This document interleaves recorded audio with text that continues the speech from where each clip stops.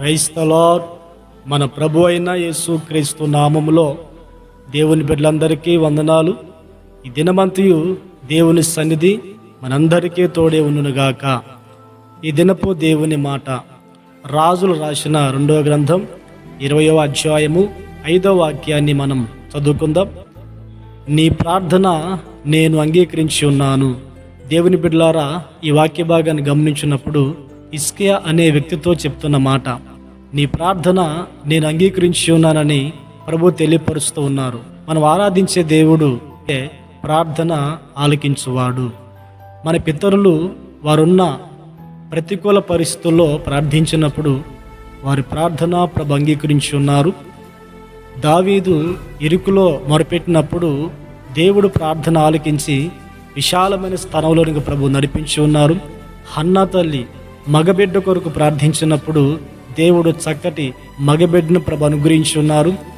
యోబు తన స్నేహితుల కొరకు ప్రార్థించినప్పుడు దేవుడు ఆ రీతిగా కార్యం చేసి యోబు జీవితంలో మేలు చేసి ఉన్నారు. సమూయేలు ఇశ్రాయేలుల కొరకు ప్రార్థన చేసినట్లుగా మనం చూస్తూ ఉన్నాం. ఆ ప్రార్థన ప్రభు అంగీకరించి ఉన్నారు. దేవుని బిడ్డలారా, మనం ఆరాధించే దేవుడు అంటే మనం ఉన్న స్థితిగతుల్లో ఉండి ఆకాశమందున్న దేవునికి చేతులెత్తి మనం ప్రార్థించినప్పుడు మన ప్రార్థన ఆయన ఆలకించువాడు. దేవుని బిడ్డ, మరి ఈ దినమందు నువ్వు ఏ కష్టంలో ఉన్నావో, ఏ ఇరుకులో ఉన్నావో, ఏ కన్నీల మధ్యలో ఉన్నావో, ఏ అనారోగ్యం చేత బాధపడుతున్నావో, ఏ పరిస్థితుల్లో నువ్వు కన్నీల మధ్యలో ఉన్నావో తెలియదు. దినమందు నువ్వు చేతులెత్తి ఆకాశమందున తండ్రికి నువ్వు ప్రార్థన చేయగలిగితే నిశ్చయముగా దేవుడు నీ ప్రార్థన ఆలకించి అద్భుత రీతిలో నీ జీవితం ఒక కార్యాలు ప్రభు చేయుటకు సిద్ధంగా ఉన్నారు. దేవుని బిడ్డ, ఆరోగ్య విషయంలో బాధపడుతున్నావా? సంతానం లేక బాధపడుతున్నావా? ఉద్యోగ విషయంలో బాధపడుతున్నావా? ప్రమోషన్ విషయంలో బాధపడుతున్నావా? మరి కుటుంబ విషయాలను బాధపడుతున్నావా? సమాధానం కొరకు బాధపడుతున్నావా? ప్రతి ఆశీర్వాదం నీకు కావాలంటే నువ్వు ఏ పరిస్థితుల్లో ఉండి నువ్వు బాధపడుతూ కన్నీళ్ళ మధ్యలో ఉన్నావో తెలియదు.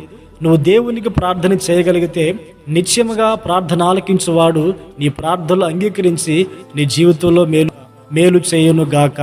ఎందుకంటే వాక్యములో ఈ విధంగా ఉంటుంది, ప్రార్థన ఆలకించువాడా సర్వ శరీరులు నీ యొద్దకు వస్తారని. మనము ఆయన వద్దకు వెళ్ళి ఆయన చెంతకెళ్ళి ఆయన పాదాలు పట్టుకొని కన్నీటితో మనం ప్రార్థన చేయగలిగితే నిశ్చయముగా నువ్వు చేసే ప్రార్థన ఆలకించి అద్భుత రీతిలో దేవుడు నీకు జవాబు అనుగ్రహించుటకు ఆయన సిద్ధంగా ఉన్నాడు.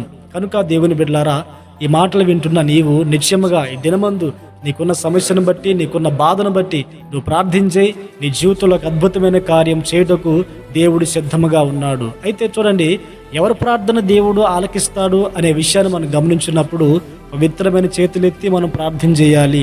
పవిత్ర పెదవులతో మనం ప్రార్థన చేయాలి.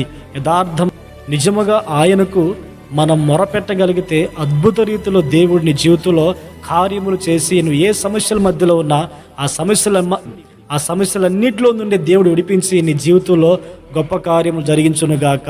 ప్రార్థన. ఆశ్చర్యకరుడా, పరిశుద్ధుడా, జీవాధిపతి, మీకు స్తోత్రం నాయనా. ఈ దినాన్ని మీరు మాకు అనుగ్రహించి ఉన్నారు. ఈ దినమందు ప్రభువా మీకు స్తోత్రం. ఎవరు ఏ బాధలో ఉన్నారు, ఏ కష్టాల్లో ఉన్నారో తెలియదు. వారి సమస్యలను బట్టి నీ సన్నిధిలో ప్రార్థిస్తుండగా నిశ్చయముగా ప్రార్థనలు అంగీకరించి జవాబు మీరు అనుగ్రహించినందుకు వందనాలు చెల్లిస్తూ ఉన్నాం. నా తండ్రి, దినమంతి కృపాక్షేమాలు మాకు తోడుగా ఉంచి మీరు మహిమను పొందమని యేసు నామములో ప్రార్థించి అడిగి పొంది ఉన్నాము తండ్రి. ఆమేన్, ఆమేన్.